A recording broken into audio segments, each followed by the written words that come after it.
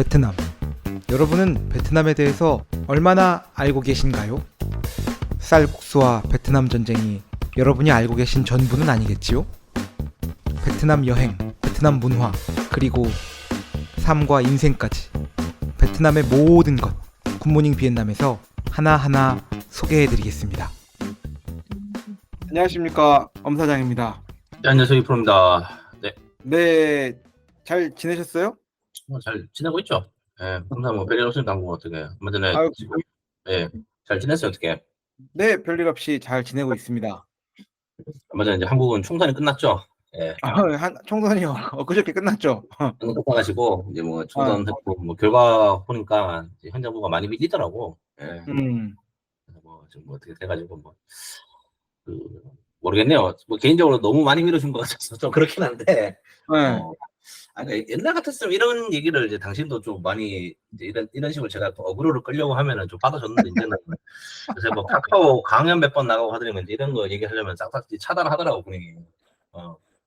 그래서 약간 아니, 예전에 뭐 한국인 정치 친구랑 얘기는 한번에 또, 좀 얘기를 했었는데 이 초심에 그 날 것 같은 느낌이 없다. 옛날에 이런 거 그냥 뭐 똥오줌 못 가리고 그냥 뭐 어그로 끌면은 끄는 대로 했는데 이 친구 요즘에 그 강연 몇 번 나가고 지금 뭐 상장 몇 번 봤더니만 지금 이게 싹 입을 닫는 것 같아가지고. 아이, 그건 아니고, 저는 뭐, 저희 방송 들으신 분은 알겠지만, 예, 제가 또 뭐 지역 때문에 이런 정당을 선택하고 하는 건 아니지만, 예. 그냥 뭐 이념이나 이런 지향하는 방향 자체는 좀 왼쪽에 있는 사람이다. 그 정도로만. 당신은 지금 그 사업자 아닙니까 이제 회초리를 아, 들려면 그치. 오른쪽을 때려야 되는데 아, 이게 문제가 있다는 거지. 그러니까 그러니까. 거기에서 좀 딜레마가 이제 오고 있는 게 아닌가 하는 생각이 조금씩 들더라고요. 그래서 요즘에 어쨌든 간에 뭐 국민의 선택은 그렇게 됐고. 아, 그럼요. 예. 이제 우리 집 현 정부는 어떻게 해야 되나 약간 좀 걱정이 되긴 합니다 개인적으로. 제가 그 사람 네네. 좋아하진 않는데. 음. 어떻게 선거하셨습니까? 안전 안 했습니다. 예. 아니, 저기 베트남에서도 사전 투표할 수 있도록 얼마나 저기 재외국민 투표를 열심히 해주는데 왜 안 했습니까? 회사 다니면 그거 쉽게 못하는 거 아닙니까? 안다 아닙니까 지금 회사 사람들 아무도 소비를 안 하는데. 그거 빼주지 않나? 아닌가? 그 빼는데 그 말이 안 발전 안 했습니다 사실은. 예. 네. 왜냐면 그 사전 신청을 해야 되는데 네.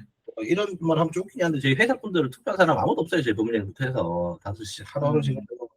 미팅에 바빠 죽겠는데 사전 신고하고 중간에 저 뭐 그거 하기는 쉽지 않고 뭐 변명 같은 얘기긴 하지만 네. 개인적으로 두 번째가 이런 얘기하면 좀 억울할 수도 있고 사실은 좀 이제 팟캐스트 듣는 분들이 좀 이게 왼쪽 성향 분들이 많긴 하지만 사실은 저는 양쪽 후보가 다 마음에 안 들더라고. 지금 하는 게 다 마음에 안 들어. 그래서 네네.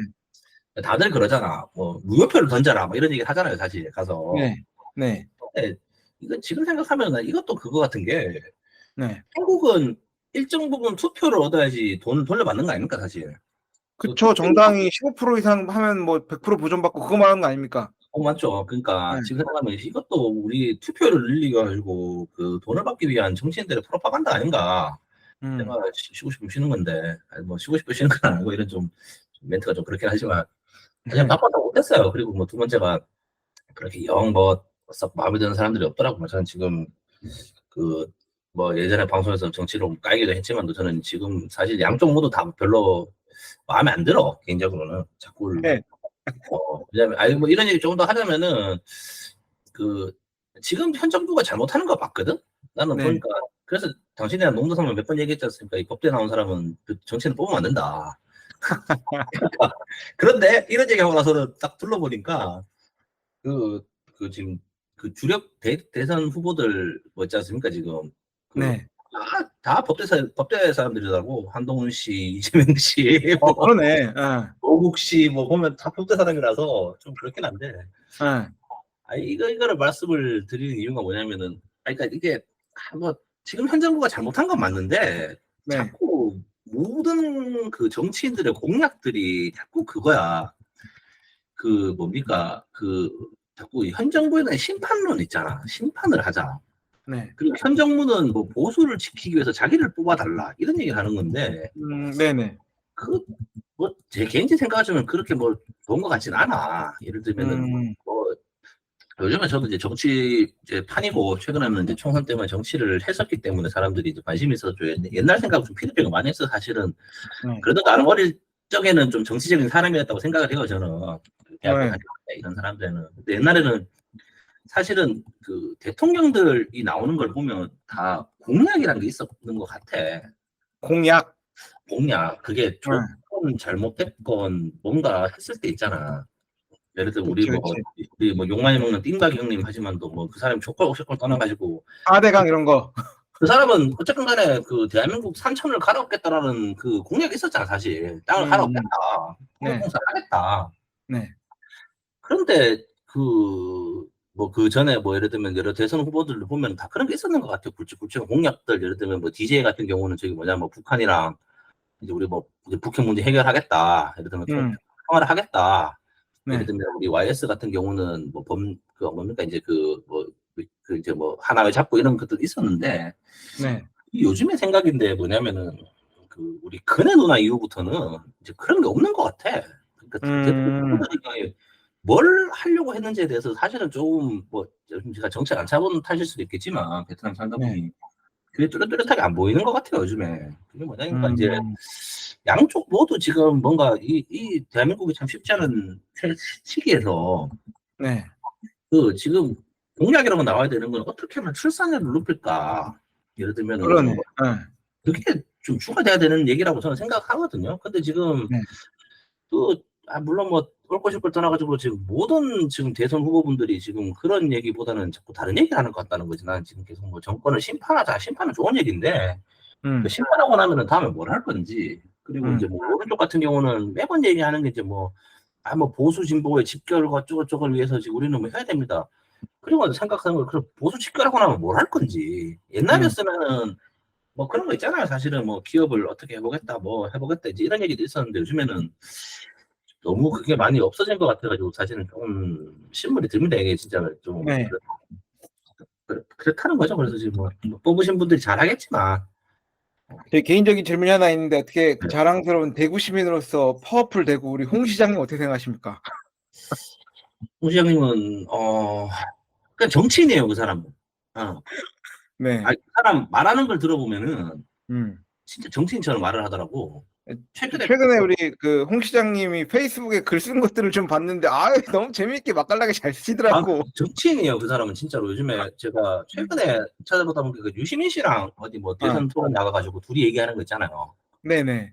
그런 거 보면은 야 진짜 정치인이야. 말을 잘해. 음. 그리고 왼쪽 오른쪽 그 뭐 유시민 씨도 그렇고 살살 긁으면서 음. 이제 그거 있지 않습니까? 지금 살살 긁으면서 이제 네. 그 뭡니까? 그 서로 흥미끌 만한 얘기를 둘이 잘하더라고. 완전 둘이 아. 케미가 정말 좋아.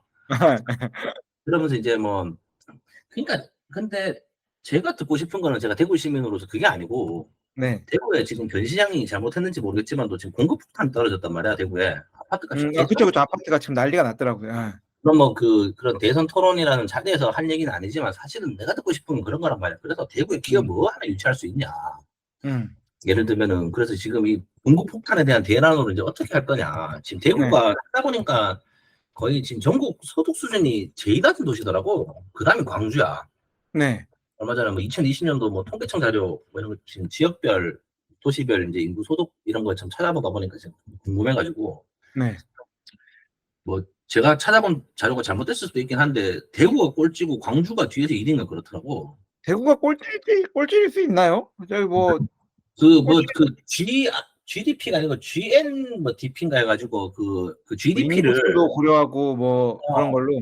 GDP를 지역으로 바꾼 그 통계 자료가 있더라고요 보니까. 네. 근데 이제 말씀을 드리는 게 대구가 2만 6천 불 정도 나오고 광주가 4만 불이더라고. 이게 음. 제주도가 낮아 사실은 2020년도 기준으로 보니까. 네.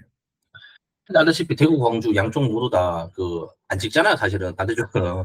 음. 그러니까 뭐 매번 제 생각이지만도 반대쪽을 좀 찍는 신용을 해야지 정치인들이 뭐라도 하나 해주는데 음. 너무 지금 뭐 왼쪽 오른쪽 아직도 다 특히 뭐 대구 쪽은 찍고 하니 좀 발전 없는 것 같고 그러니까 홍준표 씨 다시 말씀을 드리자면은 뭐 제가 듣고 싶은 얘기는 그게 아니라는 거예요. 그냥 더 이상 이제 네. 우리 최근에 그 방송에서 그리고 나서는 이제 그 약간 오른쪽에서 밀려났다 하다 보면 그 방송 이후에 그 이제 거기서 음. 깠어 다시 윤통 좀 네. 문제가 많다라는 식으로 까고 나서는 이제 거의 윤통이 빵이 쳐가지고는 이제 거의 뭐 좌천을 시켰다는 식으로 얘기를 하던데 뭐 그게 중요한 게 아니고 지금 대구 시장한테 듣고 싶은 얘기는 그런 건 아니라는 거죠. 그 약간 네. 신들이 하는 그 정치적인 얘기 말고 음. 실무적인 얘기를 했으면 좋겠는데 네. 모르겠습니다. 여기까지 뭐 한국만 그런 건 아니고 사실 요즘에 뭐 트럼프니 바이든이니 하는 거 보니 뭐 이게 이제 민주주의의 끝이 아닌가 싶기도 합니다. 개인적으로는 그래서 지금 좀 음. 아쉬워요 사실은. 진짜로 제가 마음에 드는 정치인들은 아직 그 좌우 안 가리고는 아직까지는 안 보이는 것 같아요. 진짜 음. 다뭐 어쨌든 간에 국민의 선택이 그거긴 하지만 자꾸 심판 네. 얘기하지 말고 우리 좀 대한민국 좀 힘든데 네. 불쌍한 얘기가 뭐 나오고 이러면 이제 그런 것도 이제 우선이 돼야 되는 게 아닌가 하는 겁니다. 제 생각은. 그렇죠. 뭐 좋은 일 있겠죠. 네. 그래서 이제 뭐 이번 총선을 통해서 저희 네. 대한민국 정치가 경제가 올바른 방향으로 흘러가기를 바라면서 좀 그랬으면 좋겠는데 좀 아쉽긴 하네. 그러니까 예. 음. 그렇습니다. 그래서 뭐 하여튼 당신 투표 했죠. 그래서 예. 그러면 했죠. 저는 저기 예. 투표 마감 시간 10분 전에 가 가지고 그래요? 투표하고 왔습니다. 예. 투표 당신한테 궁금한 건 투표가 궁금한 게 아니고 그 투표 날에 가격 예상 좀 올라갑니까 어떻게? 투표 가격 상 올라가죠 그러면요. 빨간 그래? 날이니까. 평소 대비 그렇게 하면 얼마 정도 오릅니까 지금 이게? 평소 대비 어. 한 평소 두 배 대비 정도 2배 오르나? 오르죠. 2배 넘게 오릅니까 그렇게? 네. 어. 2.5배에서 많게는 3배 이렇게 되죠. 음. 그날도 그러면은 그 수당을 주는 거죠. 사실 이거는 우리 방송 주제랑도 좀 연다 했으니까. 당연하죠. 수당을 당연히 줘야 되고요. 1.5배를 지급해야 됩니다. 네. 그러면은 뭐 그럴 리는 없겠지만 그 1.5배가 안 되면 네. 장사를 안 하는 게 맞는 겁니까 그러면? 그런 건 아닌가? 1.5배가 안 되면 장사 안 해 무슨 말이죠? 그러니까 1.5배를 월급을 줘야 되는데 네. 예를 들어 그 0.5만큼 팔 자신이 없으면 장사를 안 하는 게 맞는 거 아닙니까 근데? 그게 맞겠지만 어쨌든 1.5배는 인건비에 대한 1.5배인 거고 뭐 그렇긴 재료비가 하지만 1.5배는 아니지 않습니까? 그렇죠. 네. 그러니까 어쨌든지 무조건 휴일이 많으면 더 좋긴 합니다. 물론 일이 그래요? 힘들어지긴 하지만. 네. 그래요? 네. 알겠습니다. 당신 뭐 별일 없어요 어떻게? 네, 저는 뭐 별일 없고요. 뭐 별일이 있을 게 뭐가 있겠습니까? 네. 좀 있으니까 이제 베트남은 범죄의 도시 이제 그 4편이 개봉을 한다. 4월 26일 날 개봉이더라고. 그래서 그 베트남도 같이 개봉하는 겁니까? 아직 한국도 개봉 안 했는데. 4월달 4월달 그러니까 4월달에 4월 25일인가 제가 개봉하는 걸로 알고 있는데. 26일인가 그 포스터가 붙어 있더라고 보니까. 네네. 그래가지고 이제 4월 25일, 26일 해가지고 이제 그때 이제 개봉을 한다고 해서 그거는 아내랑 좀 보러 가려고 합니다. 그래서 예. 아유, 뭐 요새는 재미있는 영화도 개봉하는 거 없고 그래서 저도 영화 안 본 지 꽤 됐고요. 어, 최근에 영화는 그 듄 봤는데 듄 보셨습니까? 듀는 1편은 봤어요. 2편은 듄 안 봤고. 2편이 훨씬 재밌습니다. 2편이. 봤습니까, 듀는? 봤죠. 듄은 극장 가서 보고 왔는데 재밌어요? 재밌게 보고 왔고요. 1편보다 어, 훨씬 낫고. 사실 1편은 조금 뭐 그렇게 막 그 사실 SF 우리 스타워즈 기대하고 가면 되게 실망 많이 했겠더라고 진짜. 네. 저도 사실 듀는 어디서 봤냐면은 거기서 봤어요. 저기 집에서 넷플릭스 베트남에 듀이 있더라고. 그때 개봉 네네. 시기인지는 모르겠는데 네. 가지고는 이제 그거를 보면서 이제 듀을 봤죠. 듀을 집에서 봤는데 와이프랑 재밌게는 봤어요. 사실 뭐 그게 뭐 그렇게 뭐 이상한 영화는 아니니까 그 네. 영상미도 좋고 사실은 그 데니 벨벳인가 그 아저씨가 뭐 영화 잘 만드는 아저씨니까 재밌게는 네. 봤는데 사실 1편 기준으로 봤을 때는 보고 나면은 좀 많이 실망하신 분들이 있을 것 같기도 해. 네네. 조금 느리잖아 사실. 우리 아, 스타워즈 그치, 그치. 시간은 엄청 긴데 전개가 좀 느려가지고. 그렇죠. 스타워즈 생각하고 갔다가 좀 그러실 분도 있을 것 같긴 한데 저도 네. 1편은 재밌게 봤고 2편은 얼마 전에 사실 와이프랑 보러 가니 많이 하다가 네. 안 봤어. 근데 우리는 그냥 다음에 보자 하면서 안 봤는데 베트남도 개봉했었나요, 듄이? 했었죠. 그 3월 음. 달에 그 이제 곡성이냐 뭐 우리 파묘 나오기 전에 네. 이제 그 개봉했던 게 사실은 이제 듄이었어요. 그래서 듄은 봤죠. 1편은 보려고 하다가 이제 베트남도 영화값이 비싸가지고 네. 물론 뭐 한국보다는 뭐 그 저렴한 건 아닌데 물론 뭐 제가 영화값이 없을 만큼 뭐 돈이 없다는 건 아니지만 그 우리 영화 보고 팝콘 먹으면은 얘도 막 2, 3만 원 깨지더라고 보니까 대충 한 2만 원 음. 정도 네. 그러니까 정도 지금 저희는 이제 소위 말하는 슬세권 아닙니까? 슬리퍼 신고 쓱쓱 가면은 바로 극장이 밑에 있는 있습니다. 근데 이제 어마어마한 곳을 하고 계신데 와이프랑 얘기는 그거죠. 여자가 우리는 집을 갚기 전까지는 집값을 갚아야 되니까 좀 이제 아껴 쓰자. 그래서 뭐 이제 그렇긴 합니다만 뭐 그렇습니다 지금. 예. 좋습니다. 요새 뭐 저기 베트남에는 재미있는 이슈거리가 없나요? 그 뭐 이슈는 뭐 뉴스 틀면 나오는 게 이제 그 아줌마 16조 그 조단위 아줌마 이제 그 사형 선고 떨어졌다는 3주째 얘기하고 있는 것 같은데 사실은 그게 제일 큰 이슈거리라면 거리죠. 예. 그리고 예. 그게 사형이 뭐 집행이 됐나요?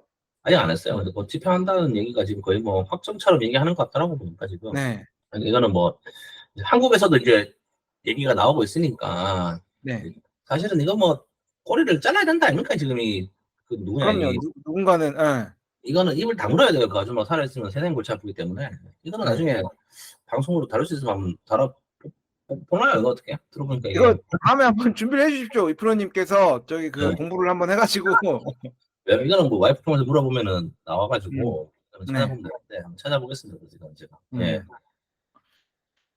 그래서 지금 저도 베트남 뉴스에다가 저기 검색을 해보니까 가장 네. 많이 나온 게 네. 한 8개가 동시에 뜨는데 그중에서 7개가 지금 16조 금융사기 기업 회장 사형 선고 얘기가 나옵니다. 그게 제일 커요. 사실 이게 워낙 큰 이슈이기도 한 게 숫자 자체가 이게 그 뭐 개인이 한 거라고 생각은 안 하지만도 16조라는 숫자 자체는 이건 미국에서도 보기 힘든 숫자거든 사실. 뭐 이 정도 숫자가 뭐 횡령이라든지 이게 나온다는 거는 이게 상당히 큰 숫자고 수법은 어떻게 했는지 아는가 당신 이거? 잘 모릅니다. 저는 내용만 결과만 알고 어떤 식으로 했는지는 잘 모릅니다. 이게 그 저기 뭐냐 간단히 말하면 페이퍼 컴퍼니 만들어 가지고 네.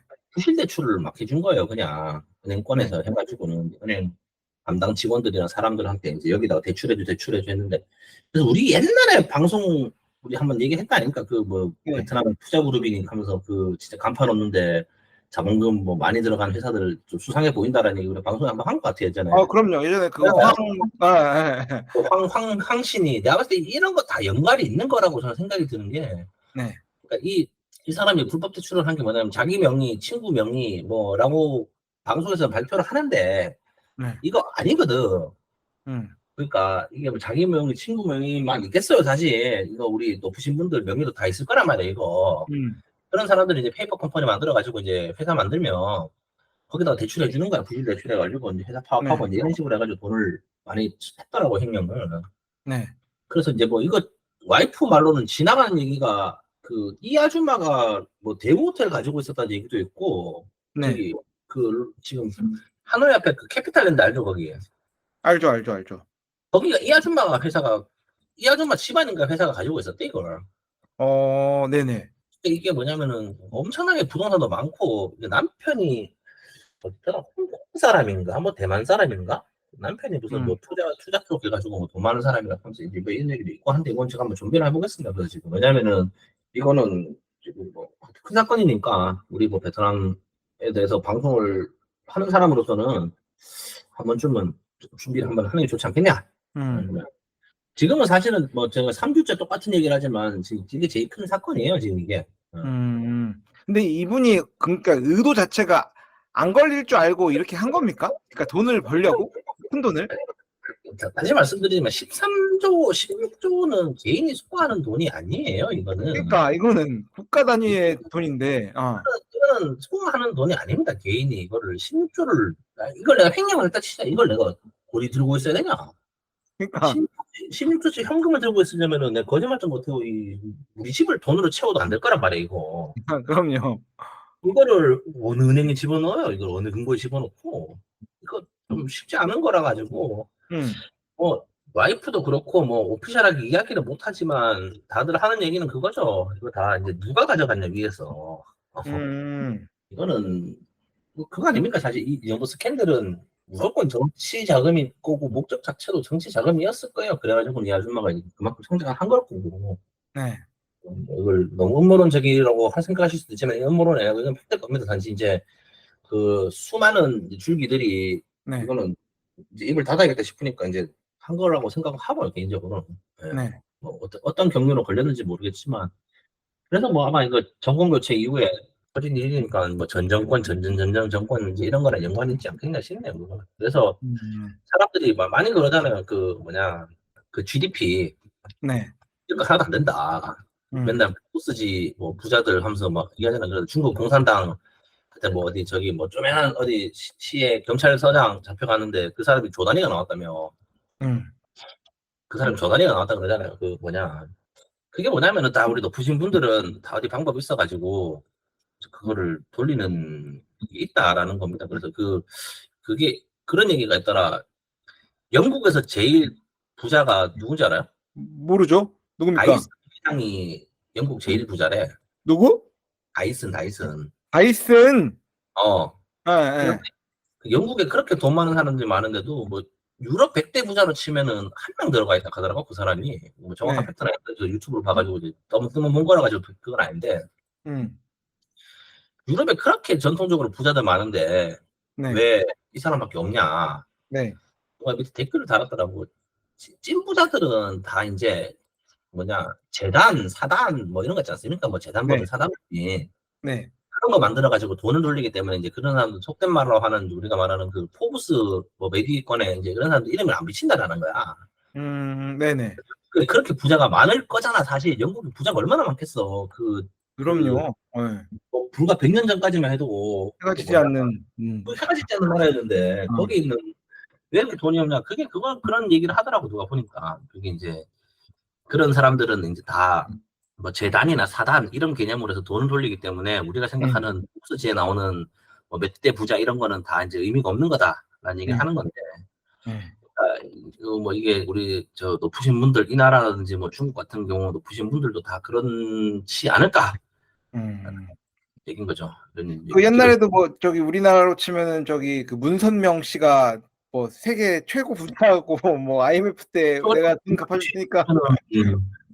문선명 씨 정도면은 상당히 부자일 거예요. 그냥 상당히 정도 아니겠다 그 사람은 그래. 그러니까 이제 뭐 글로벌 부자인데 이제 명단에 등재되지 않는. 그렇죠. 그런 사람들인 거고 지금 사실 말씀드리면 이 이제 우리 10억짜리 이 건도 13조짜리 건도 이제 그런 거랑 연결이 있지 않겠냐라는 생각입니다.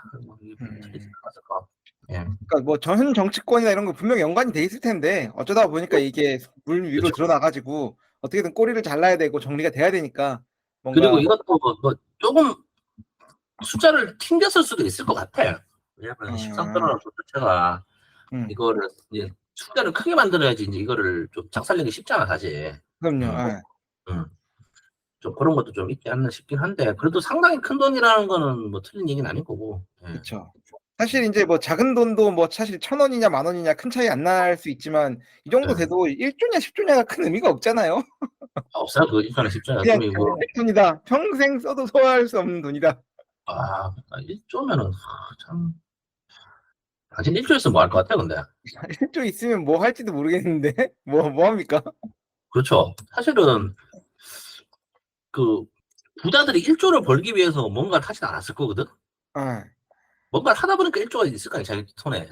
그럼요. 그러니까 뭐 앨런 머스크가 그 돈 벌자고 뭐 해가지고 그 전기차 한다고 하고 막 이러진 않았을 거고 하다 보니 그 돈이 모인 걸 건데 재밌겠지 그래서 하면.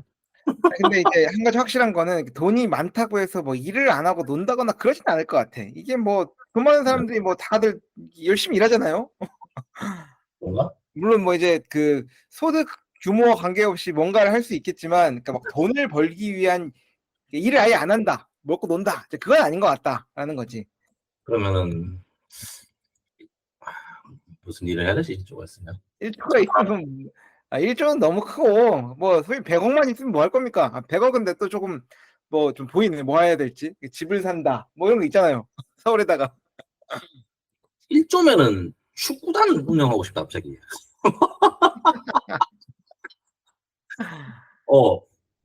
왜 그 부자 아저씨들이 그거 하는지 알겠다.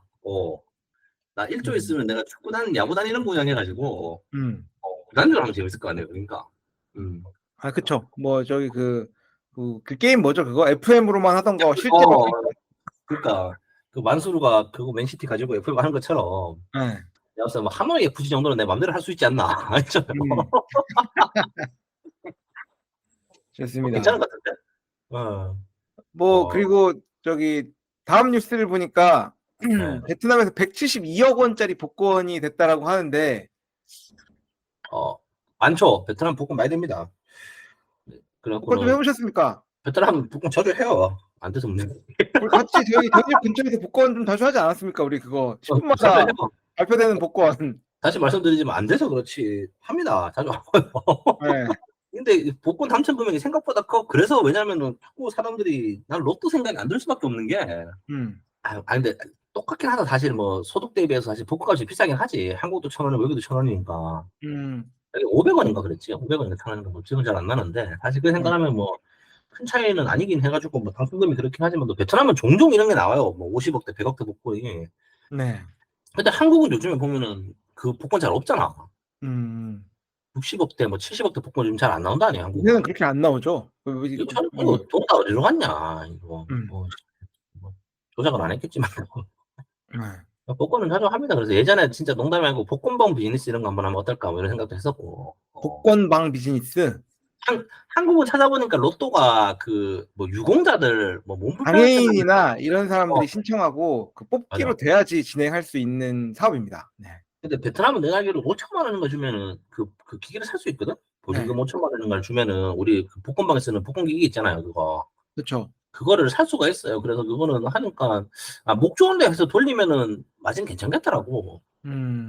왜냐면 그게 그렇게 해서 근데 물론 뭐 이게 알다시피 이거 복권도 예전 그 생각했어요. 그 아파트 단지에는 복권방 하나 해서 복권 배달하고 사무실 같은데 좀 그런 거 하면 좀 재밌지 않겠냐 생각하고 옛날에 진짜 이건 좀 왜냐면 그 우리 지인 중 한 명이 자꾸 복권과 노름을 좋아하는 분이 있어가지고 그 친구가 옛날에 복권방 비즈니스 얘기를 몇 번 하더라고. 네. 제가 아는 음, 분입니까? 아는 분이에요. 등치 좋은 친구 있잖아. 아, 네. 카지노를 좋아하는. 예. 그 친구구나. 어, 야, 등치 좋아하고 카지노 가면 약간 무슨 뭐 건달 생각한 그런 게 아니고 그냥 회사 다니는 친구인데. 그래서 이제 그 있어요. 그 친구가 주식 사면은 또 약간 그 주식에 그거거든. 바로미터거든. 걔가 주식 사면 팔아야 돼. 그 마이너스 손이 있는데. 하여튼 그 말씀 들으면은 그거 같은 경우는 뭐 재밌는 비즈니스를 가지고 생각을 했었죠. 볶음밥 같은 경우 나쁘지 않아. 오랜만에 다시 생각이 나는데 우리 이프로님 묻어놨던 그 베트남 주식들은 아직도 어떻게 되고 있나요? 지금 마이너스 30%야. 마이너스 30%. 지금 좀 상당히 많이 급한 건가요? 10% 올랐습니다. 10%. 옛날 마이너스 많이 40. 올랐네. 안 팔고 있으면 내 돈이 아닌데 네. 이게 최근에 이자가 좋았잖아. 응. 지금 생각하면 그거 팔아가지고 이자를 받았어도 좀 아쉽긴 한데 일단 안 팔고 있어요 주식을. 제가 네. 배당을 올해 뭐 연에 30만 원 정도는 배당이 나오니까 그래서 지금 들고 있습니다. 그래서 지금 주식도 생각을 하는데 일단은 지금 갚는 게 우선이라 가지고 네. 지금 먼저 갚고 그다음에 이제 뭐 생각을 합니다. 좋습니다. 하여튼 뭐 오늘은 여기 정도로 저기 인트로 소리를 내더라고. 네. 하고 잠깐 쉬었다가 오늘 본론으로 들어가도록 하겠습니다. 네.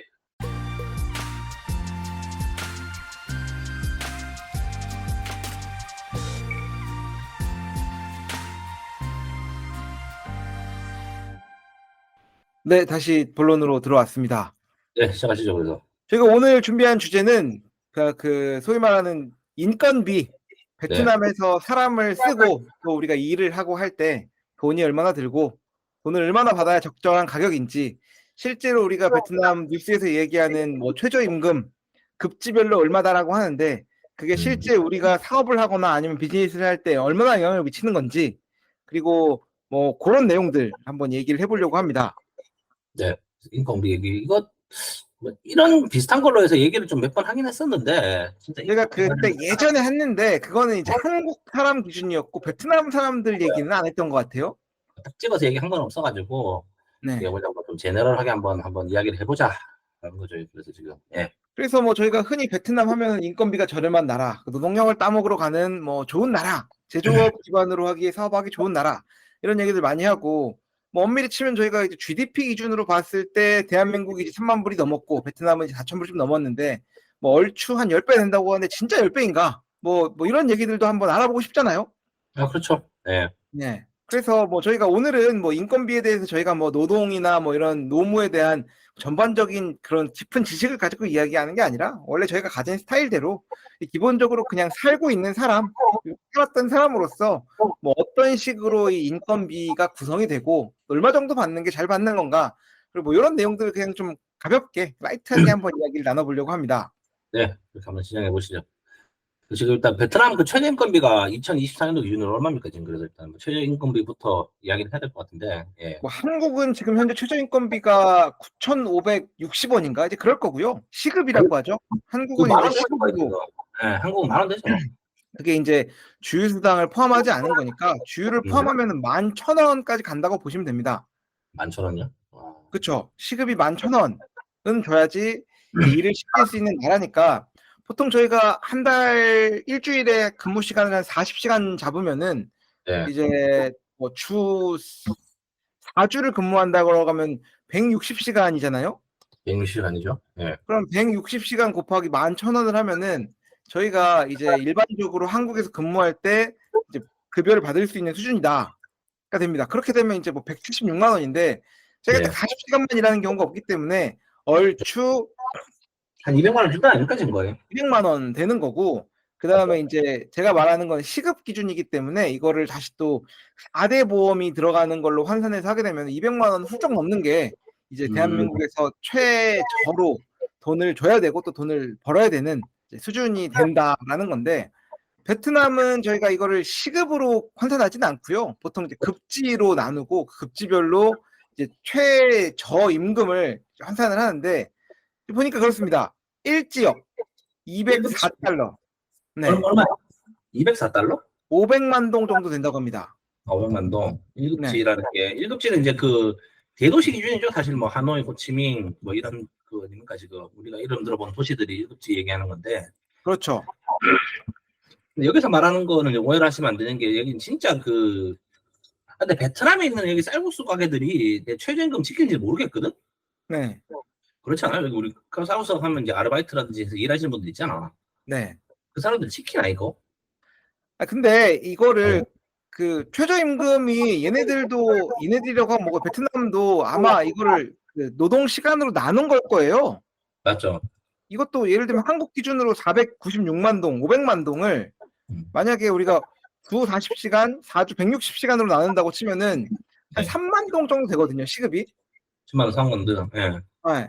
그러면 이거 얼추 맞는 거예요. 실제로 베트남에서 저희가 시급으로 일을 시킨다고 하면 3만 동은 줘야 하잖아요. 2만 5천 동 내지 3만 동을. 그래서 그 여기서 말하는 게 그 회사에서 일하는 수준이 아니고 그렇죠. 진짜로 그거죠. 그 뭡니까? 공장. 공장도 이거 더 줘야지. 그러니까 이거는 더 줘야 되는데 이건 말 그대로 최저, 이거 다운 그 배리어를 쳐놓은 거고, 이것만 주면 일 시킬 수 있다는 건 절대 아니라는 거죠. 이거 밑으로는 들어가면은 예, 법적으로. 이거는 제 생각으로는 아까 말씀드렸던 그 쌀국수 집에서 서빙하는 친구들 네. 최저 시급이 아닌가. 그쵸. 이거는 그냥 말 그대로 그 카페 알바할 때 이 정도는 줘야 된다라는 게 이제 그 그렇죠, 그렇죠. 최저 하한선이죠. 하한 기준선. 한선 맞아요. 예. 그리고 2급지로 내려가 보면은 441만 동, 181불, 3급지 386, 4급지 345만 동까지 해서 보통 이렇게 급지가 내려오니까 한 30%까지 차이가 나네요. 30%까지. 나는 30%, 네네. 그러니까 차이가 나면서 급지가 내려오는데 4급지는 사실상 저희가 한국 사람으로서는 4급지를 찾기가 쉽지가 않죠. 이거는 이제는 진짜로 노동 집약적이 들어가는 공장 정도여야지 이제 이런 데를 고려할 건데 사실은 여기도 할 수가 없을 거예요. 왜냐하면 네. 사급지라고 해도 공장들이 쉽게는 못 내려가는 게 아시다시피 이제 임금이 싼 것도 중요하지만 이렇게 일반적으로 조금 교육받고 숙련된 인원을 뽑는 것도 사실 중요하잖아요. 네. 그렇게 가가지고 진짜 사급지를 갔는데 거기는 예를 들면 영어 하는 직원 한 명도 없고 네. 뭐 진짜로 뭐 이제 그 예를 들면은 뭐 이제 봉제 공장 기준으로는 미싱틀이라는 걸 본 적도 없는 사람들이 나올 수도 있기 때문에 네. 이런 거는 너무 좀 극단적으로 인 기준이라고 생각하는데 정상적인 기준은 아닐 거라는 겁니다. 이게 물론 이런 동네에 가서는 외국 사람들도 없을 거고 한국 사람이나 뭐 일본 사람, 중국 사람 없을 건데 그 기준은 맞겠지만 우리가 여기 내려가면은 사람을 구하는 거 사실 노동집약적 산업은 인력을 음. 쉽게 구할 수 있어야 되는데 인력을 구하기도 쉽지가 않을 거고 그렇죠. 그리고 이 4급지로 가는 순간 거기서 일을 시킬 수 있는 관리자 파견도 어려워. 아, 그렇죠. 그건 쉽지 않기 때문에 네. 이거는 그냥 좀 뭡니까 그 서류상에만 있는 숫자 같은 거죠. 네. 이제 좀 실무랑은 조금 안 맞는 숫자라고 생각하시면 될 것 같아요. 그래서 예. 저희가 보통 이제 한국 공장들이 내려가는 수준이 이제 보통 2급지에서 3급지 수준에서 많이 있는 것 같아요. 맞아요. 물론 이제 2급지나 3급지로 간다고 치더라도 그 실제로 돈을 주는 거를 이것만 주면 된다는 건 당연히 아니고 3급지에 가면은 2급지에 대지 2.5급지 수준을 줘야 되고 뭐 2급지에 가면은 뭐 1.5급지 내지 1급지 수준 이상의 급여를 줘야 되고 1급지에는 사실 있기가 쉽지가 않고 아, 그렇죠. 뭐 그런 수준이라고 볼 수 있을 것 같은데 저희가 오늘 얘기하는 건 뭐 베트남의 최저임금에 대해서 얘기하고자 하는 게 아니라 실제적으로 우리의 라이프 그 일상생활에서 베트남 사람들을 만난다고 했을 때 이 사람들이 받고 있는 급여가 어느 정도 수준인가에 대해서 좀 얘기해 보려고 해요. 예를 그렇죠. 들어서 한국을 먼저 기준으로 생각해 봅시다. 우리가 그 뭐 좋아요 이런 기업들에 들어간다라고 치면은 한국에서 보통 얼마 정도 받는 것 같습니까? 뭐 제가 300만 원 맞지 않나? 요새? 그 말씀드린 대로 저는 그런 그 베이커리 카페에서 사람을 이제 채용해서 일을 하고 있는 상황으로서 네. 뭐 급여 수준을 한번 해본다라고 하면은 그냥 말 그대로 사회 초년생 다른 전문적인 기술이 없이도 뭐 커피를 만들거나 뭐 이런 게 한다라고 했을 때 뽑으면은 주는 수준이 230에서 40 정도 새 전 기준으로 이제 그 네. 정도가 미니멈으로 시작을 하거든요. 네. 근데 거기서 이제 뭔가 숙련이 되거나 아니면 뭐 이게 좀 경력이 있거나 하면은 점차적으로 올라가겠죠. 그렇죠. 그렇게 해서 보통 이제 대졸 초임으로 우리가 대기업에 입사한다라고 하면은 뭐 연봉 요새는 뭐 5천 정도 될 거고 대기업은 그렇죠. 근데 세후 기준으로 하면 또 한 300만 원 정도 되지 않나? 350만 원 정도? 예. 그렇죠. 제가 옛날 얘기니까 딱 정확히 생각이 나는데 제가 2014년도 15년도에 SK 하이닉스에 입사를 했을 때 네. 대학 연봉이 4,200만 원이었고요. 근데 이걸 좀 오해하시면 안 되는 게 이 친구 입사했어요. 상당히 옛날이죠.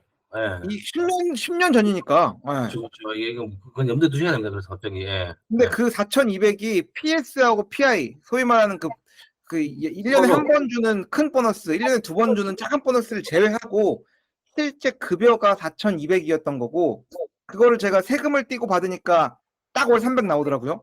그렇지. 예. 그 당시도 근데 그렇고. 야근 특근 수당까지 받으니까 한 330에서 350 정도가 제가 실수령으로 받는 급여였고 이 PSPI까지 다 받고 나니까 뭐 이제 급여 수준이 원천 징수 기준으로 해서 한 6천에서 7천 정도가 됐었던 걸로 기억을 해요. 많이 근데 그건 받았네요. 이제 대기업 기준이고 보통 중소기업에 저희가 들어간다는 거 뭐 제가 친구나 이런 여러 가지 여건이나 상황들을 봤을 때 한국에서 초임 받는 수준이 250에서 300 정도가 되면은 딱 그래서 그 적당히 정도였어요. 예. 250만 원 정도 맞아요. 예. 그 대기업 가면 300이 넘는 거고 월 세후 실수령 기준으로 그리고 우리가 돈을 더 잘 벌려고 하면 어디 가야 됩니까? 의사를 해야죠. 의사, 페이닥터, 이제 공직의 그렇죠. 이런 것도 좀 어렵고 음. 그럼 뭐 그러니까 글로벌 컨설팅 펌이나 이런 데 가면 또 돈을 많이 주지 않습니까? 아, 돈 안 줘요, 컨설팅 펌은. 글로벌 뭐 보스턴 아, 컨설팅 그룹 이런 데 가면 김앤장. 김현장 그래. 예전에 저희 학교 그 교수님께서 젊은 여자분이셨거든? 네.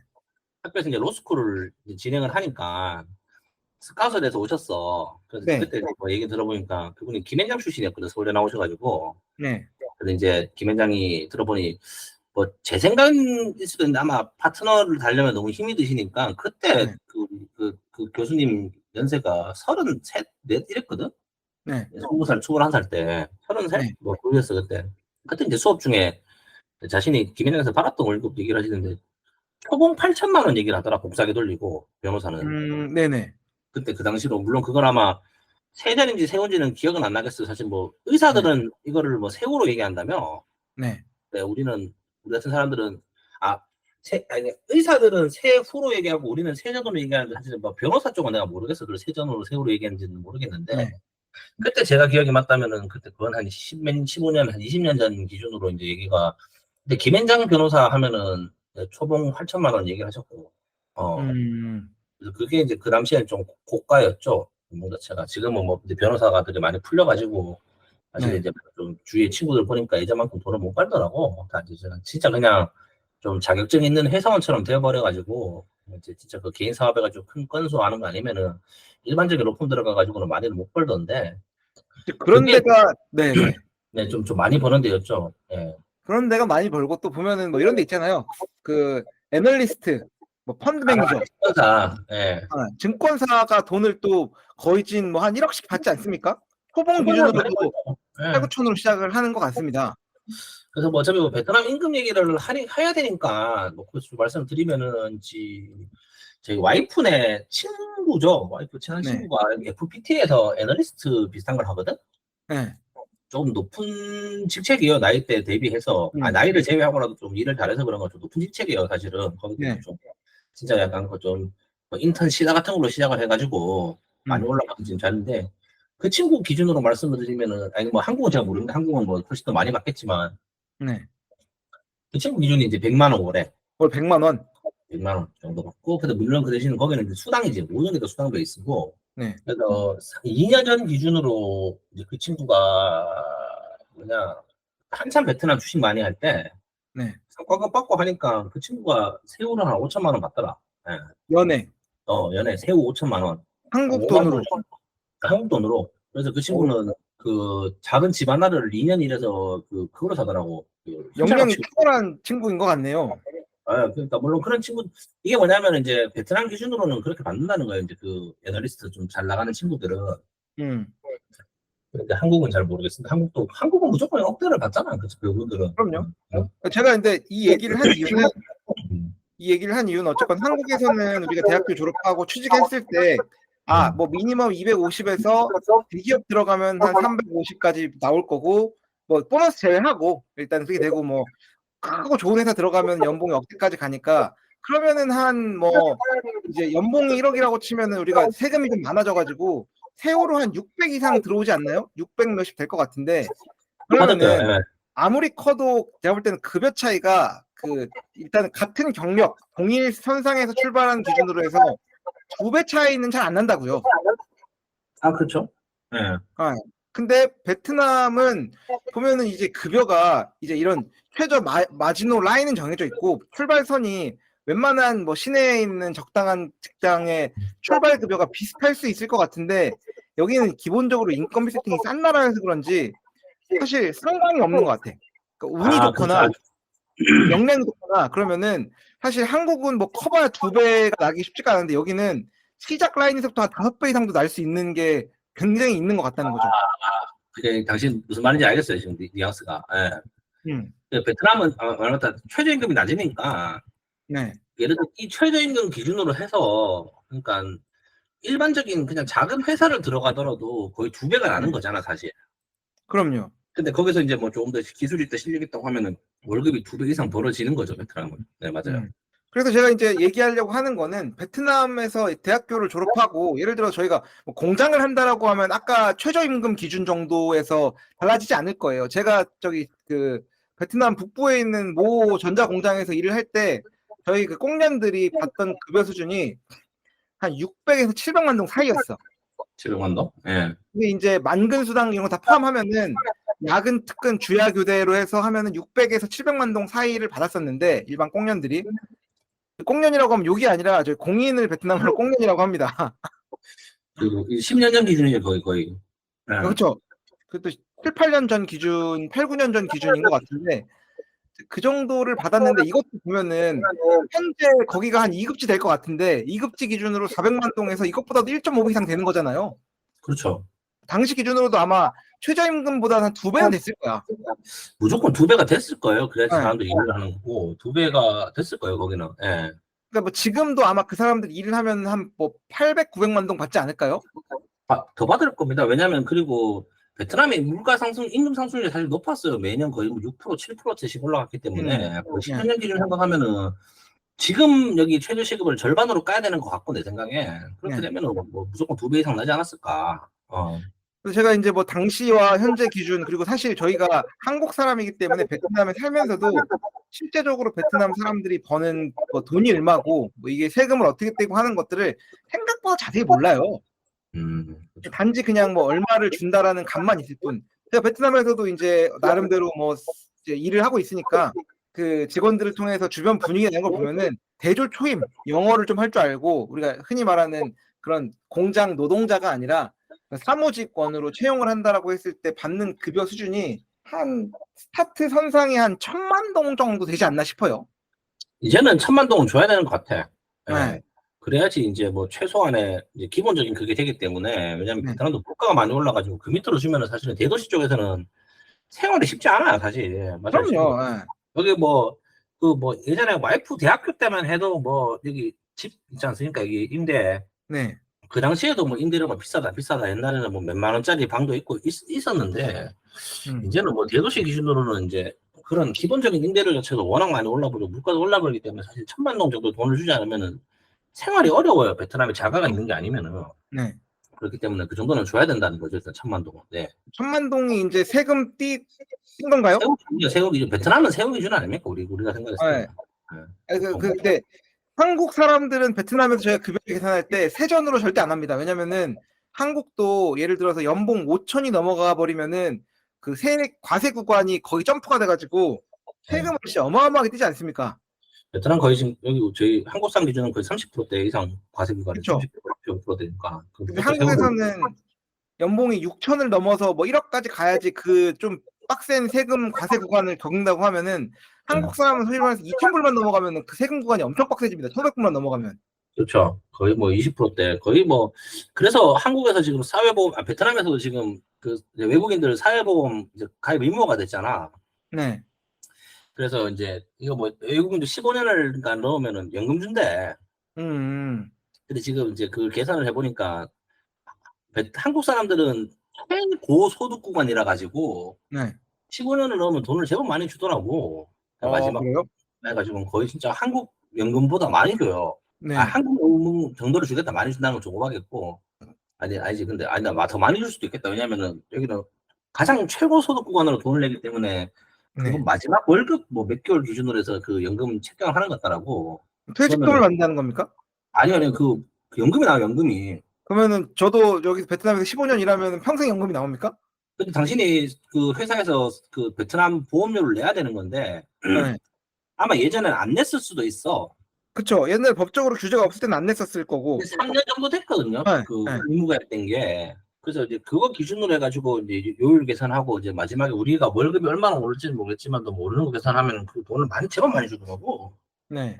그래서 혹시라도 베트남에 이제 그래서 오래 계실 분들 같은 경우는 그거 있다가 나중에 그거는 신청하면 준다더라. 그리고 실제로 중간에 그 해약을 하고 한국을 들어가면은 돈을 돌려준대. 네. 근데 뭐 그거는 뭐 몇 년 이내에 안 들어와야 되고 뭐 그런 것도 있다며.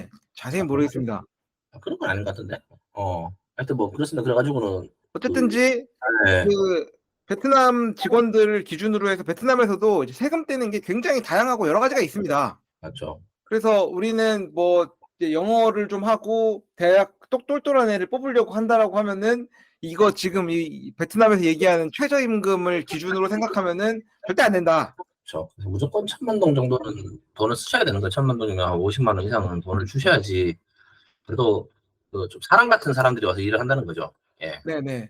그래서 이제 그런데 뭐 예를 들면 이프로님 같은 경우에는 와이프가 굉장히 엘리트 아닙니까? 그래서 제가 뭐 와이프는 와이프가 편을 묻는 건 아닌데 그런 와이프 좀 독특한 와이프는 베트남에서 엘리트예요. 예. 네. 좋은 대학 나와서 좋은 회사 다니고 있고 엘리트죠. 예. 네네. 그 외모를 보는 거야 와이프는. 그래서 그래서 이제 그런 일반적이 아니라 그런 엘리트 수준들이 이거 취직했을 때 급여 수준을 물어보고 싶은 거죠. 이거 방송에 까도 되나 이런 얘기를 뭐 상관없긴 한데. 뭐 와이프 얘기를 하는 게 아니라 이제 그런 그 엘리트들이 받는 급여 수준은 시작 라인이 한국은 제가 말한 대로 뭐 예. 껏해야 2배가 안 나는데 더 나는 경우도 있지 않나 하는 얘기를 좀 해보는 거죠. 일단 와이프 기준을 말씀드리면 와이프는 일본계 은행을 다니고 있어요. 지금 뭐 그때 방송에 뭐 금융권 외국계 금융이 있죠. 사실 외국 금융회사를 다니는데 이게 뭐 그런 뭐 사모펀드라든지 이런 건 아니고 네. 은행이에요. 은행. 기업 B2B 전문으로 하는 일본 은행인데 많이 큰 은행이죠. 왜냐하면은 그 전 세계에 뭡니까 은행 랭킹을 매기면은 상위권에 위치하는 회사입니다. 찾아보시면 네. 그 회사를 다니고 있는데 와이프 직장 동료들 이제 보면은 뭐 30대 후반 정도 기준 그쪽에 보면은 거의 6,000만 동 정도는 받더라고 월급을. 네. 5천에서 6천만 동 정도 30대에서 40대 초반 되는 사람들이 그 정도를 물론 이게 이제 포지션마다 다르고 뭐 이게 막 다르지만 일반적으로 월급을 책정할 때 그 사람들은 한 5천만 동 이상을 돈을 주더라고. 예. 네. 그렇게 생각하면 얼마입니까? 8배죠, 8배. 8배. 그러니까 이거 뭐 베트남은 이제 뭐 세후 기준으로 얘기를 하니까 6천만 동, 5천만 동, 5천, 6천만 동 이제 좀 경력에 따라 다르고 뭐 네. 내가 알기로는 와이프네 팀장이 한 1억 동 받는 것 같아. 만 중반 한 50대. 몇 살 정도 되는 사람입니까? 50 정도 되는 것 같더라. 50 정도 안 되고 음. 40 중반 50대 사이? 예. 네. 그 사람이 한 8천만 동에서 1억 동까지 정도 월급을 가져가는 걸 제가 알고 있어요. 정확하게 모르겠는데 네. 그 생각을 하면은 이제 충분히 이제 그런 쪽 같은 경우 월급을 많이 써야 된다는 거고 사실은 네. 그거는 좀 일반적인 일은 아니라서 음. 좀 말하기 어렵죠. 만약에 한국 지사에서 일을 할 수 있었으면 그 사람들은 연봉이 억대를 받을 거니. 네. 근데 이제 아까 당신이 말한 것처럼 그 비율 자체는 차이가 나는 거지. 이제 그 최저임금과의 격차 자체는 좀 차이가 더 많이 난다, 베트남은. 그래서 그런 것도 봤습니다. 이 베트남에 보니까 이 개인 소득 세율이 한국에서는 정도 받고. 아, 네. 얘기하세요. 네. 네네. 그래서 한국에서는 이제 6천, 5, 6천이 넘어가면은 소득세율이 빡세지는데 베트남 같은 경우에는 그러니까 1,800만 동에서 3,200만 동 사이, 소위 말해서 이게 그 100만 원만 넘어가도 이제 세금의 20%가 세금이 그렇죠. 20%대에 무조건 한국 사람이 편의점 맞추면 20%가 무조건. 네. 되는 거고 베트남 분들이 만약 1,000만 동 이하라고 하면 세금률은 이제 10% 언더가 되는데 그래서 이제 좀 그 빡세지는 거죠. 그렇죠. 그런 베트남에도 거랑 요즘에 또 뭐 비싼 임금으로 나오는 게 이제 거기 어딥니까? 쟤들 저 IT 개발자들 네. 거기가 이제 초봉 거의 4천만 동 조금 안 되게 준다더라고요. 그러니까 뭐 3,600만 동, 3천만 동, 4천만 동 사이. 그래서 네. 저희가 한국 기준으로 했을 때 이제 처음으로 받을 수 있는 돈이 한 250 정도라고 생각을 해보면은 베트남 사람들이 제가 말씀드린 대로 대학교 졸업하고 처음 받아가는 돈이 어쨌든 500불 정도 됩니다. 그렇죠. 500. 그럼 이게 네. 60만 원이 좀 넘는 건데 그렇게 치면 5배 차이가 어떻게 보면 안 나는 상황이죠. 정도 그 5배 정도 나지 않나?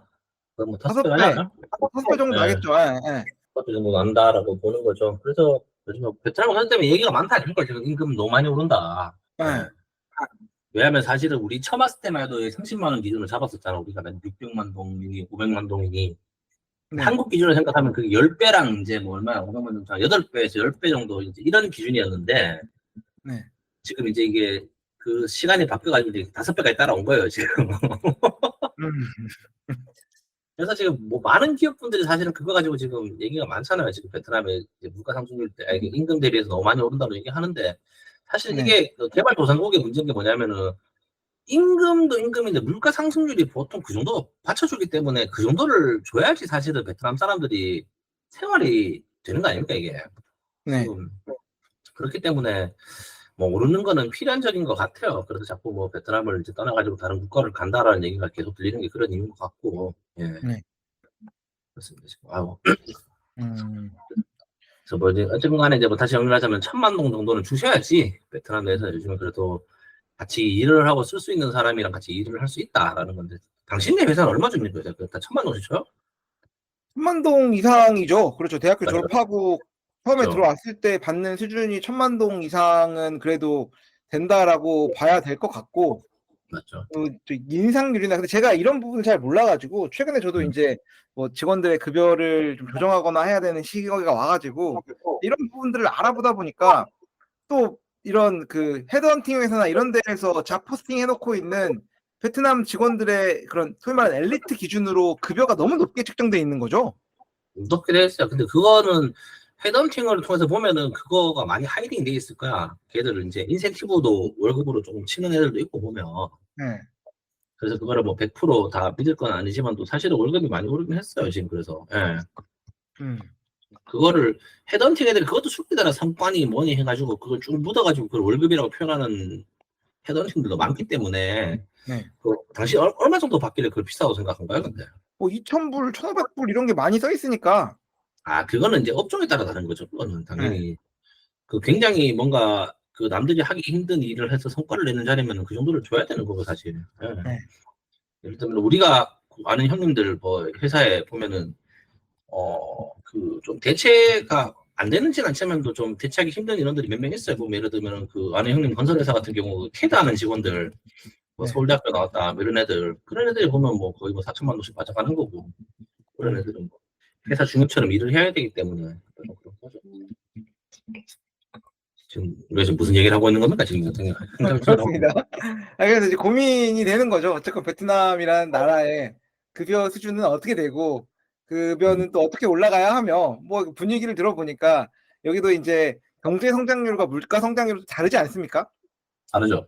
경제 성장률이 보통 베트남이 6, 7% 한다라고 하면 물가 성장률은 그냥 반쯤 되는 것 같아요. 3%, 4% 내외 정도? 넘어요. 베트남 물가 상승은 거의 5%씩 될 건데. 네. 아니, 소비자 물가 상승률은 제가 최근에 조사해 보니까 한 3.5% 이 정도 되더라고. 그건 아니구나 또. 예. 네. 그래서 이제 그 정도 기준으로 해서 이제 그 베이직 샐러리가 올라가야 된다라는 게 그 좀 정설이 아닌가 하는 얘기를 제가 또 이봉재를 통해서 전해 들었고요. 아니 그거는 뭐 그 친구는 피고용인 입장이기 때문에 당연히 오르자고 하는 거고 당신은 고용주의 이제 현찰을 내서 막아야 되는 건데 사실은 그게 맞는 이유가 뭐냐면은 그 월급이 안 오르면 그만큼이 그거잖아 사실 내가 네. 손해를 보는 거예요. 물가가 오르는데 네. 월급이 그대로라는 얘기는 네. 그만큼 내가 돈을 못 가져가고 있다는 얘기이기 때문에 뭐 가능하면 올려주면 좋죠.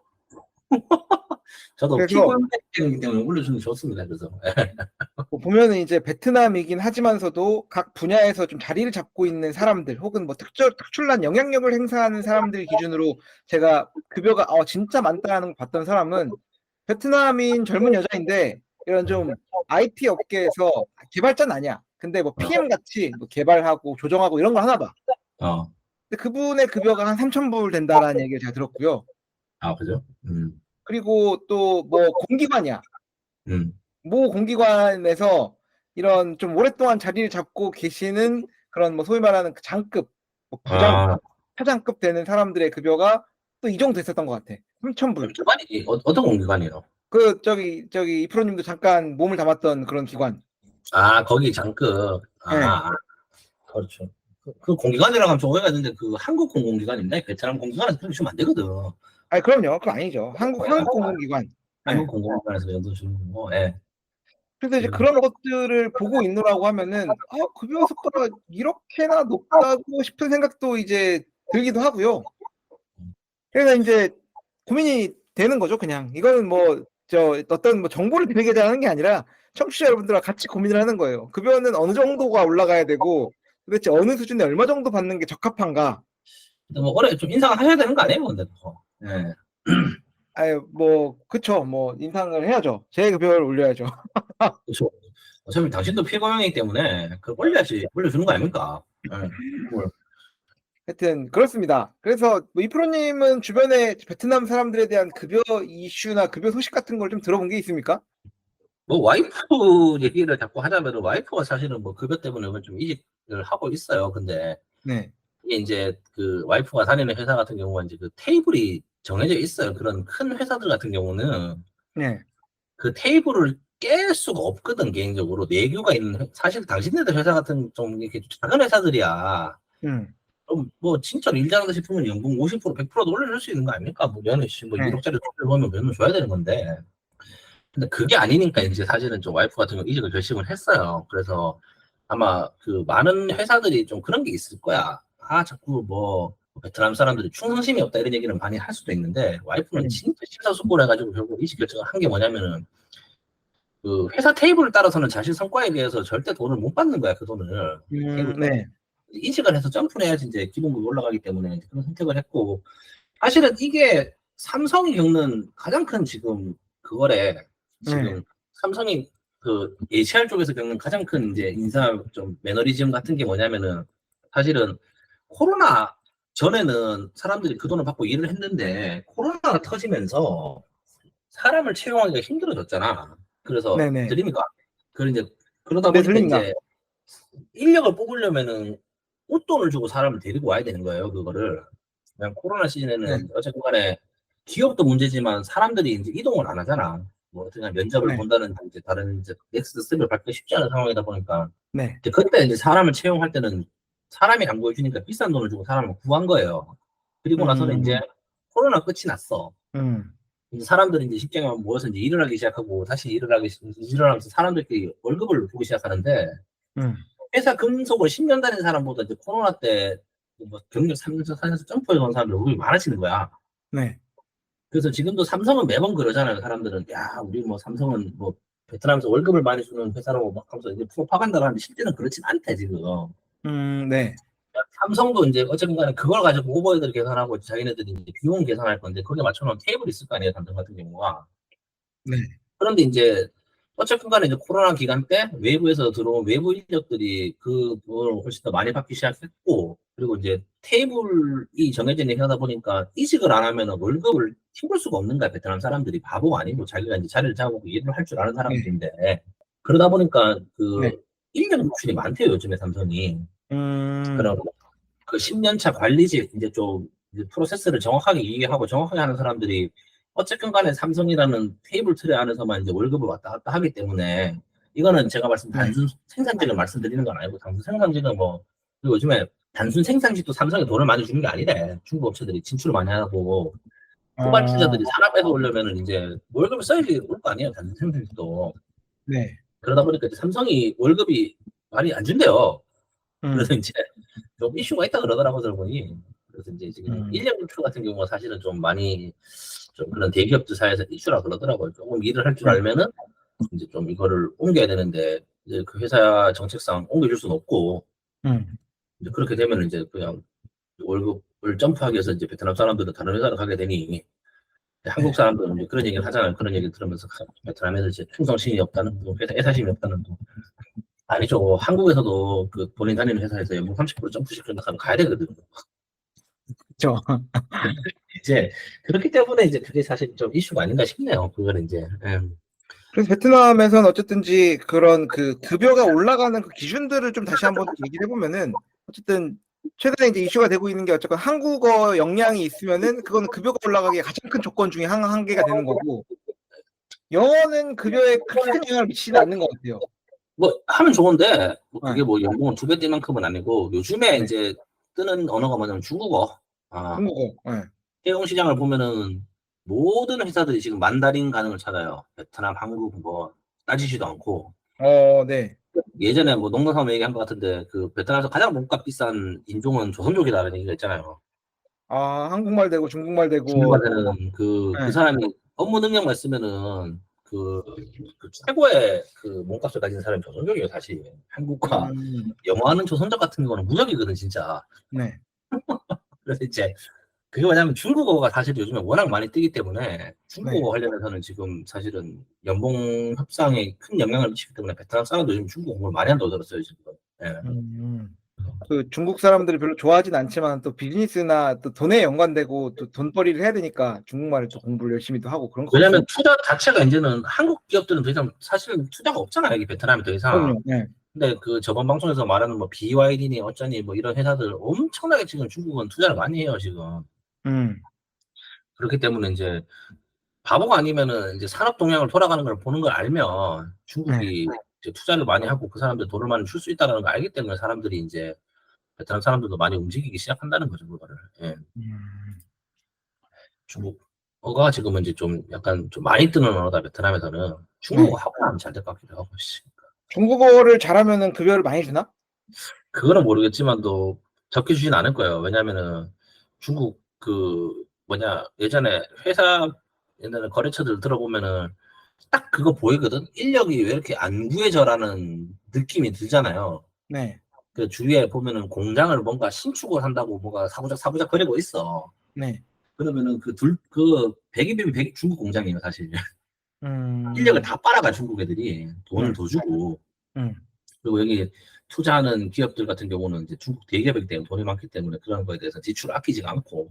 네. 그래서 그래서 아마 돈을 많이 줄 겁니다, 중국 사람들이. 왜냐면은 그 부동산도 그렇고 지금 공장 부지 이런 거는 한국 사람들, 한국 기업들처럼 아, 이거 뭐 평당가가 얼마요? 뭐 깎아주세요. 비싸요.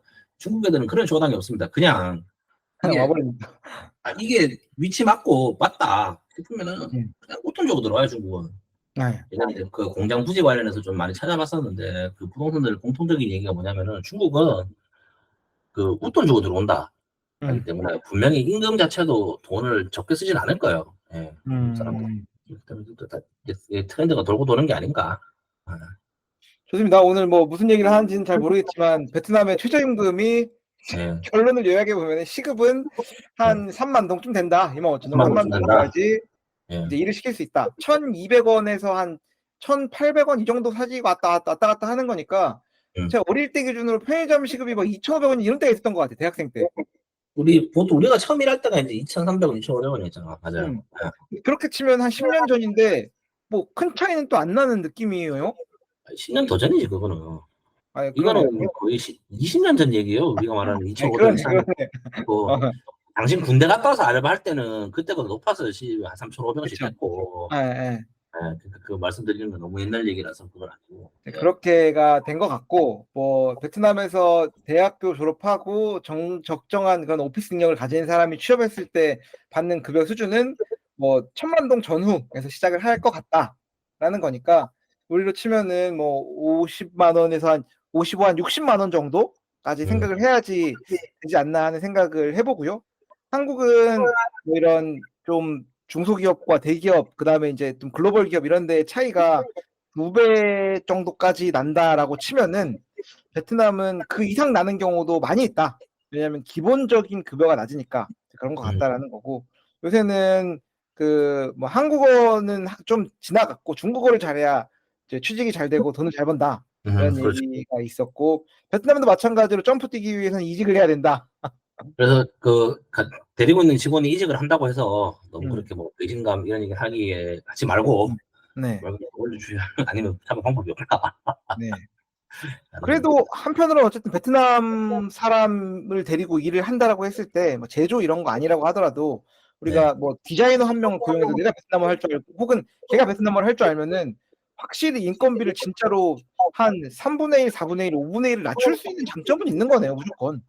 무조건 싸요. 그래서 아까도 방송에서 지나가면서 말씀드렸던 저기 IT 기업들이 여기에 진출을 많이 하는 이유가, 개발신들이 진출하는 이유가, 사실은 제가 그 대기업 IT 쪽 상무분이랑 그때 뭐 공항에서 비행기 타면서 제가 한번 얘기를 했었거든. 공항 제 회사 의전이 있어가지고 그때 이제 모시고 가면서 그분이랑 뭐 이제 야구 얘기하고, 그분 되게 좋아하시겠다. 얼마 전에 LG 우승했으니까. 근데 물어봤어요. 아니, 임금 대비해서 애들이 일을 잘하냐, 사실. 왜냐면은 잘하냐, 임금 대비해서 일을 잘하냐, 그리고 이 사람들한테 일을 맡길 수가 있냐, 이제 얘기를 하시니까, 그분 얘기로는 뭐 저 앞이라서 그러실 수도 있는데 상당히 괜찮대요. 왜냐하면 한국이 워낙 개발자들 인건비가 많이 올라갔기 때문에. 그렇기 때문에, 그리고 사실은 개발률도 개발인데 이제 한국은 요즘은 조금 이제 몸값이 좀 정상화됐다고 하는데, 옛날에 원 상승률이지만 사람 구하기가 안 쉬웠고, 사실은 워낙 많은 회사들이 채용을 하기 때문에 돈을 주고라도 데리고 오기 쉽지 않았는데, 베트남은 그래도 조금 이제 아직 그 정도 수준은 아니기 때문에 그 적은 임금으로 해서 특히 많은 걸 아꼈다고 하시더라고. 왜냐면은 그런 IT 개발자 같은 경우는 모든 비용이 사실은 인건비가 다잖아. 인건비가 다 있는 회사에서 인건비가 절반만 줄어도 비용이 얼마나 주는 거예요, 사실은. 근데 물론 절반 이상으로 줄기 때문에 인건비가. 그쵸. 뭐 괜찮은데, 단지 이제 이슈 같은 경우는 그런 회사들 같은 경우는 이제 그거를 못 주더라고. 회사에 이제 핵심 사업을 들고 와야 되는데, 그런 거 같은 경우 이제 보안 문제 때문에 좀 들고 오기가 쉽지 않다. 라는 거 가지고 이제 한번 얘기를 하셨어요, 그때. 그래서 베트남의 인건비의 현황을 한번 저희가 살펴봤습니다. 뭐 주제가 마땅하지 않게 여러 가지 이야기가 된 것 같은데, 그래도 뭐 베트남의 인건비 수준에 대해서 참고가 되는 좋은 방송이었길 바라면서 오늘 부족한 방송. 방송을 좀 주제를 잡고 준비를 합시다. 그걸 물론 준비를 안 한 건 아니지만 이렇게 좀 제너럴하지 못한 주제를 하니까 자꾸 말이 꼬이네요, 이게. 그래서 알겠습니다. 저희가 처음에 다시 또 생각했던 대로 또 이프로와 검사장 각각 주제를 좀 정해가지고 좀 밝지 않은 식으로 방송을 해나갔으면 좋겠다고 생각을 하면서 오늘 방송 여기서 마무리하겠습니다. 하여튼 뭐 부족한 방송 들어주셔서 감사드리고요. 감사합니다. 네, 감사합니다.